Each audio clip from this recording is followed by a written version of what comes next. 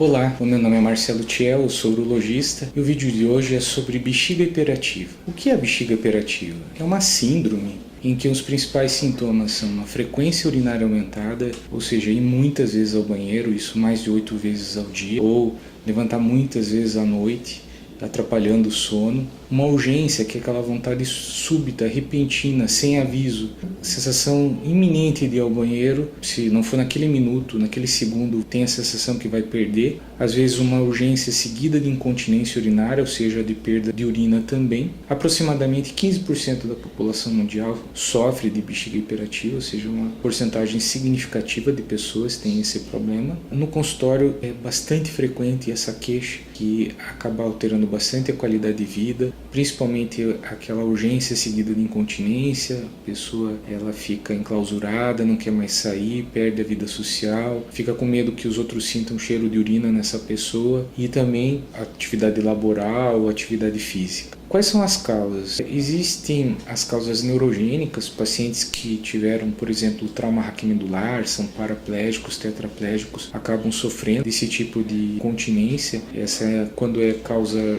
neurológica, a gente chama de bexiga hiperativa neurogênica. Outras causas são doença de Parkinson, doença de Alzheimer, esclerose múltipla. Às vezes a bexiga hiperativa acaba sendo o primeiro sintoma de uma possível esclerose múltipla, principalmente em pacientes jovens. Por isso, em pacientes jovens com incontinência urinária é sempre importante descartar essa doença. E existe a causa idiopática. É uma forma bonita de se falar que não se sabe a causa. Existem várias teorias, teoria miogênica, teoria da alteração das fibras C, teoria epitelial. O fato é que a bexiga hiperativa, infelizmente, ainda não tem cura. Ela tem tratamento. Como a hipertensão arterial, a maioria das vezes você não consegue determinar a causa e você trata. Não existe um tempo definido de tratamento, mas também, a maioria das vezes, não há uma cura. A bexiga hiperativa funciona mais ou menos assim. Você trata, o principal tratamento são as medidas comportamentais, que eu vou falar mais para frente. O diagnóstico da bexiga hiperativa é basicamente a história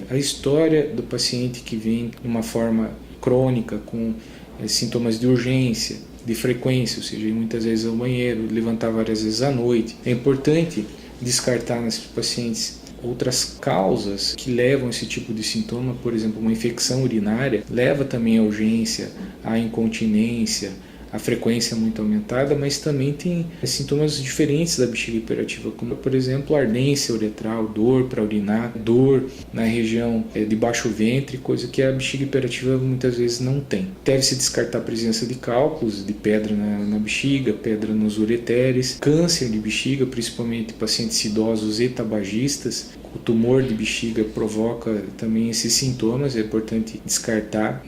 O diagnóstico é feito então pela história, principalmente.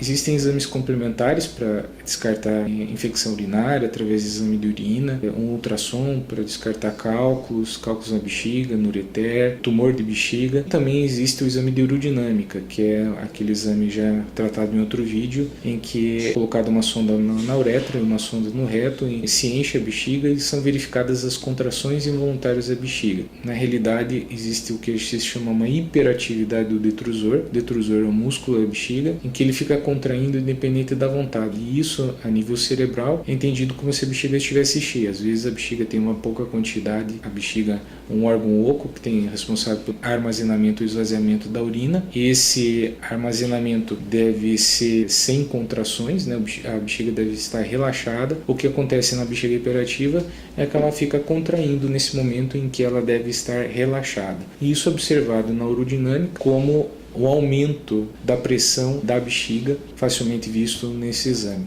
Mas esse exame tem uma indicação precisa, principalmente em aqueles pacientes refratários aos tratamentos já propostos, ou vai ser submetido a algum outro tratamento invasivo. De qualquer forma, a urodinâmica não é indicada já como primeira opção diagnóstica. O diagnóstico é basicamente, como já dito, pela história. O tratamento, o principal deles é mudança comportamental, ou seja, nós orientamos a beber menos líquido, mas muitos pacientes perguntam: nossa, mas beber menos líquido, todos os médicos falam que eu tenho que beber mais líquido, mas isso é uma coisa meio lógica. Quanto mais você beber líquido, mais você vai perder urina.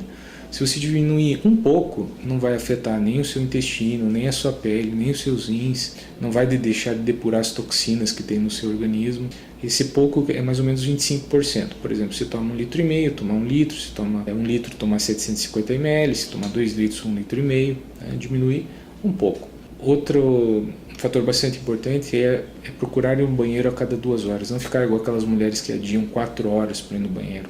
Eu sei que pacientes que têm bexiga hiperativa até vão em menos tempo, às vezes vão de hora em hora, às vezes vão de meia hora, até de 15 em 15 minutos. Mas além de todas essas vezes, é importante, a cada 2 horas marcado no relógio, existem até aplicativos para smartphone que vão te avisar que a cada 2 horas você deve ir ao banheiro, para manter a bexiga vazia, porque o que desencadeia essas contrações involuntárias na bexiga, que vão te levar à urgência, à perda urinária, é o enchimento dela. Então, mantendo a bexiga vazia, teoricamente você não vai ter essas contrações involuntárias. 3 horas antes de se deitar é importante não beber mais líquidos e evitar alguns tipos de alimento que são irritantes da bexiga. Não são alimentos que fazem mal à bexiga, mas eles acabam fazendo com que a pessoa sinta mais vontade de ir ao banheiro. Principalmente o café, o álcool, adoçante, refrigerantes, chás, vinagre, maçã, uva, tomate, morango, pimentas. A segunda opção é um tratamento medicamentoso. São medicações que inibem essas contrações involuntárias e vão diminuir a urgência. Existe uma classe que são os anticolinérgicos, tem nomes diferentes como oxibutinina, tolterodina, solifenacina, darifenacina, e são medicações que diminuem a frequência, vão diminuir a urgência. Algumas dão mais e outras menos efeitos colaterais, mas o efeito colateral que mais incomoda os pacientes é a boca seca, chamada xerostomia, e também o intestino preso, porque como eles atuam no músculo da bexiga, eles também atuam no músculo intestinal e atuam nas glândulas parótidas, diminuindo a secreção salivar. Existe uma nova medicação chamada mirabegrona, que já tem um mecanismo de ação diferente, em que o efeito colateral é menor. Quando não dá certo a terapia medicamentosa, nós podemos usar também fisioterapia. A fisioterapia ajuda a contração da musculatura do assoalho pélvico, e essa contratura do assoalho pélvico inibe as contrações involuntárias da bexiga. Então, ter um assoalho pélvico com uma musculatura perineal fortalecida vai ajudar a inibir a urgência, a frequência. É importante que o paciente não se habitue, principalmente quando estiver em casa, a toda vez que tiver urgência para urinar e sair correndo, porque vai criar, toda vez que chegar, sentir que está com vontade de urinar, com medo de perder, sair correndo.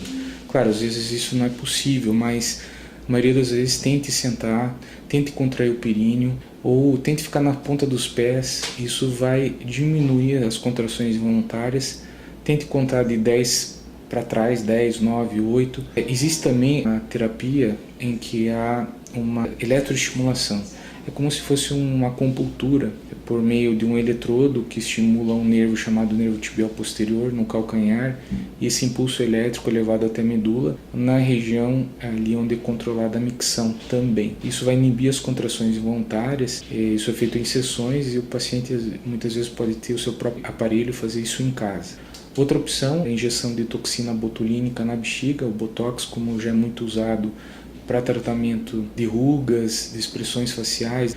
Ele também pode ser usado na musculatura da bexiga, diminuindo a contração da musculatura da bexiga. Um efeito colateral, em 10 até 40% dos casos, pode haver retenção urinária. Então, tem que saber qual é a dose adequada para cada paciente e orientar o paciente que, se ele ficar com retenção, essa retenção é provisória, mas ele vai ter que ser instruído com relação a se autocateterizar se necessário. E a última opção é a neuromodulação, que é um implante de um marcapasso na bexiga, implantado um marcapasso na altura um pouco acima da nádega e com 2 eletrodos que são colocados nos espaços, nos forames sacrais. E isso vai inibir as contrações involuntárias. E chegamos mais uma vez ao último vídeo. Lembro que existe outro vídeo que explica outro tipo de incontinência urinária, que é a incontinência urinária de esforço, e estou à disposição para esclarecimentos de dúvidas, sugestões. Muito obrigado.